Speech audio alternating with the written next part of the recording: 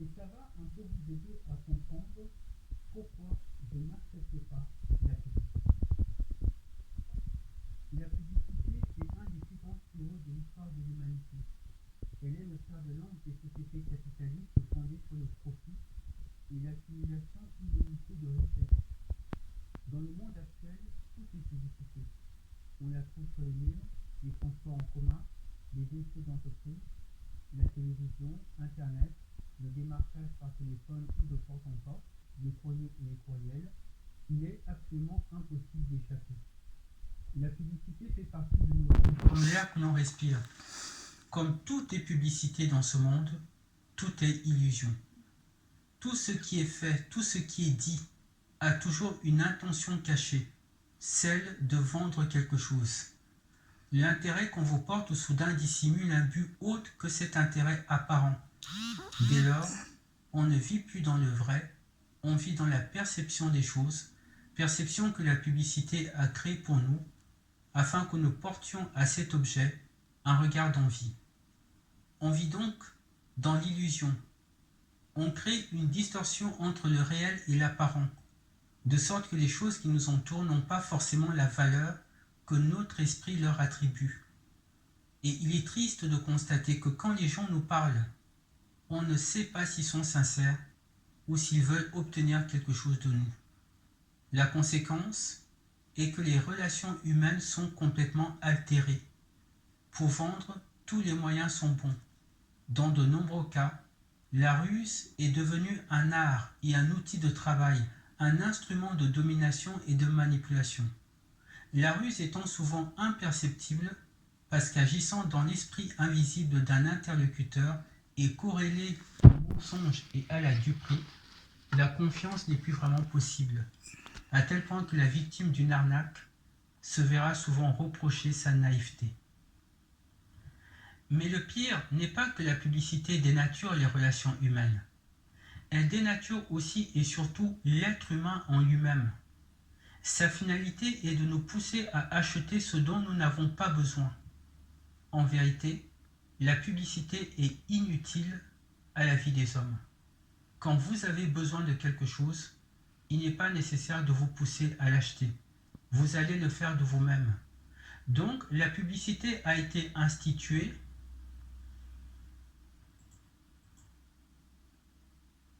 Désolé, je me corrige en même temps. Donc, la publicité a été instituée pour inciter les gens à acheter ce dont ils n'ont pas utilité. En réalité, l'homme a très peu de besoins matériels. Ses besoins sont essentiellement spirituels et moraux.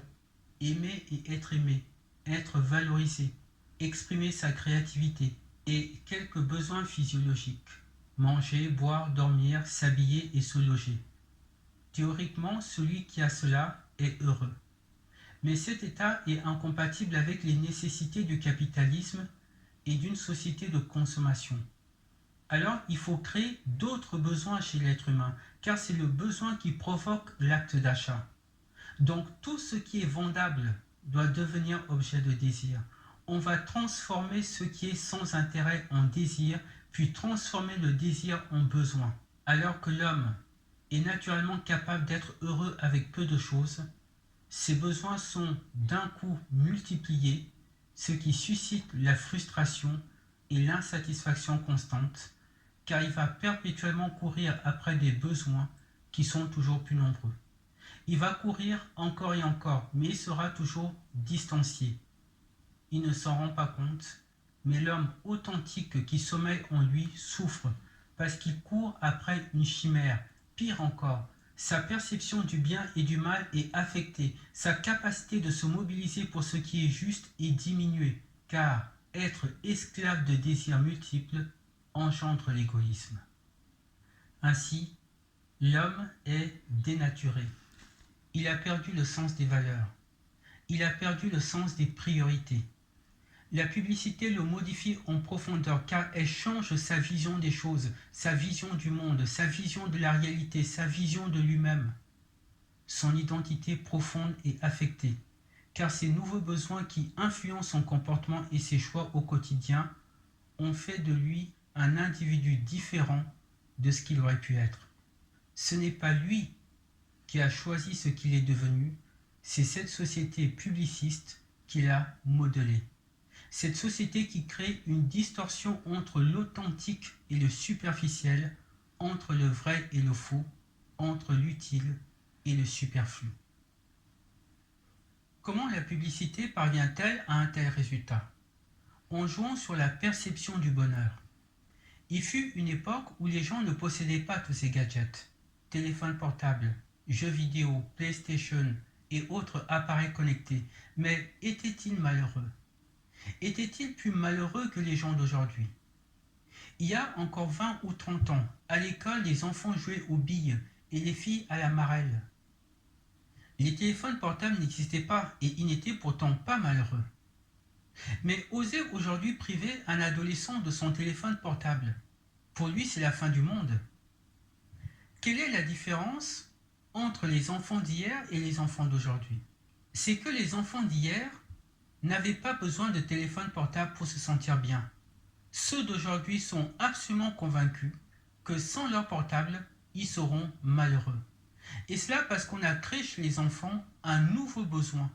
Et ce nouveau besoin a modifié leur perception du bonheur.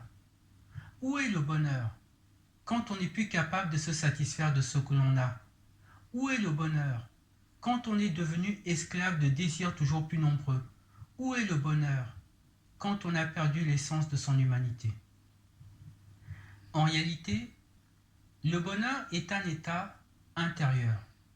Il n'existe pas de bonheur à l'extérieur de l'être humain, car il naît et est entretenu à l'intérieur de lui-même. Et tout ce qui est extérieur comme projection du bonheur n'est qu'illusion. La femme que l'on aime est réelle, mais l'idée que notre bonheur dépend d'elle est une illusion. Il en est de même d'un bon travail, d'une belle voiture, d'une belle maison. Toutes ces choses sont réelles, mais penser qu'elles sont cause de notre bonheur est une illusion. Et la publicité entretient cette illusion. L'Afrique et les autres peuples premiers ont longtemps été préservés de ce fléau. La traite négrière et la colonisation ont uniformisé le monde. Aujourd'hui, la planète entière ou presque est occidentalisée. Et la publicité règne en maître, même là où les bonheurs simples de la vie nourrissaient des communautés entières. La publicité pousse les gens à surconsommer. Et cette consommation à outrance et sans frein justifie l'exploitation des peuples et la destruction de la nature. En Afrique, en Asie et dans d'autres régions, des pauvres gens travaillent dans des conditions sanitaires et sécuritaires exécrables pour un salaire minable comme dans des mines au Congo. On y trouve même des enfants. Et la faune et la flore environnantes sont totalement saccagées. Tout cela pourquoi? Pour qu'en Occident, des gens puissent tous les ans se précipiter pour acheter le dernier iPhone. Nous préserverons le monde à venir de ce cancer. Les gens achèteront ce dont ils auront besoin. Et le surplus qu'ils acquerront, ce sera parce que eux l'auront décidé. C'est ça la vraie liberté. Donc, si je refuse de monétiser cette chaîne, ce n'est pas parce que je suis tranquille financièrement. Je suis comme tout le monde.